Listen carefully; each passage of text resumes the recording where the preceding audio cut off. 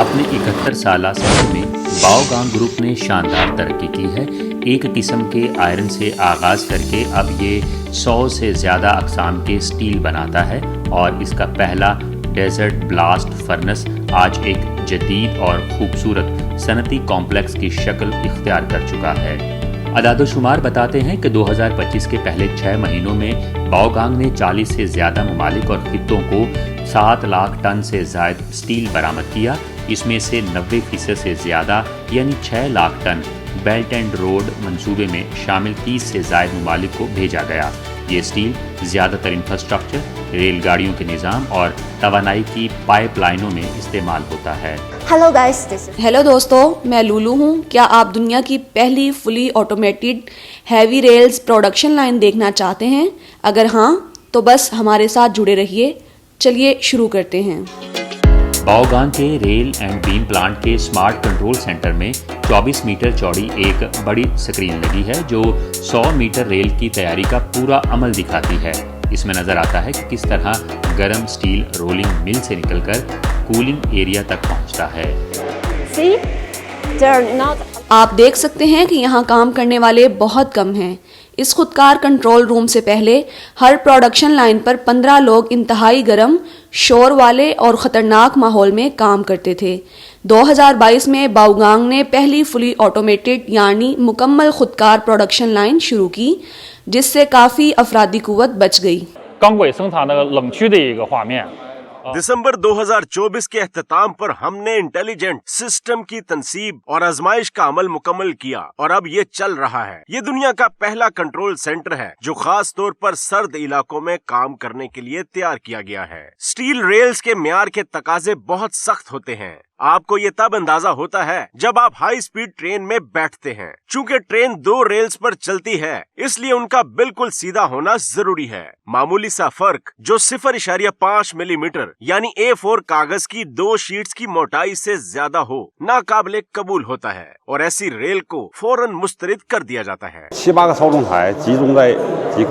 ये system steel काटने और सीधा करने का अमल खुद ब खुद अंजाम देता है। इसमें smart cooling bed, pre bending और सीधा करने के जदीद तरीके और एल्गोरिथम इस्तेमाल किए गए हैं जो न सिर्फ पैदावार की रफ्तार बढ़ाते हैं बल्कि मेयार को भी बेहतर बनाते हैं।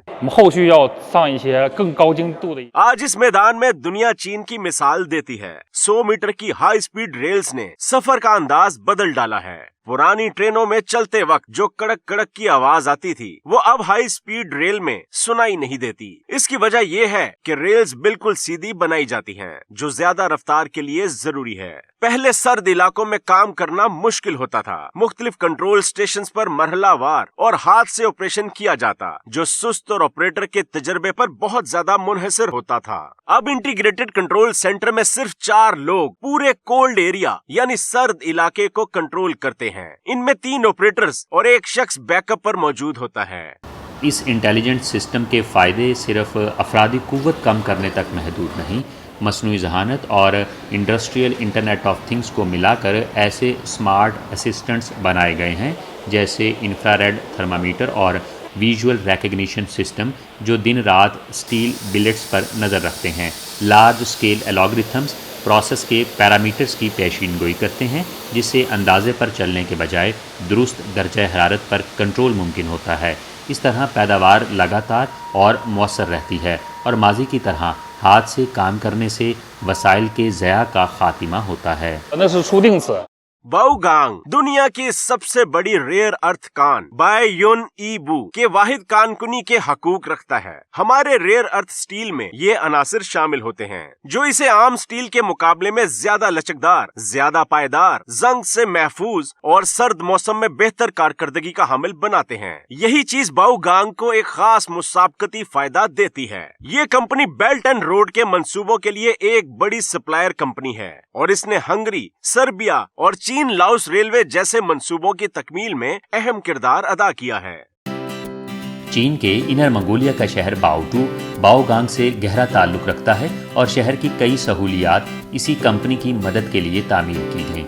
मिसाल के तौर पर बाओटू कॉटन मिल एक ख़ास समाजी मकसद के तहत कायम की गई, यानी बाओगांग के गैर शादीशुदा मुलाजमीन को मुमकिन शरीका हयात से मिलने के मौके फराहम करना। کیونکہ ان کے سخت کام کے اوقات اس میں رکاوٹ بنتے تھے۔ ہم باؤ 2 کے مشہور ترین مقامات میں سے ایک باؤ میان 1958 آ گئے ہیں۔ یہ کبھی ایک انڈسٹریل ایریا تھا جہاں مزدور اور ان کے خاندان اکٹھے رہتے تھے۔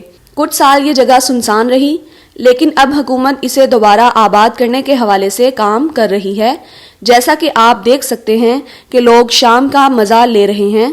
میں بھی اندر جا کر دیکھنے کے لیے پرجوش ہوں، ہمارے ساتھ رہیے۔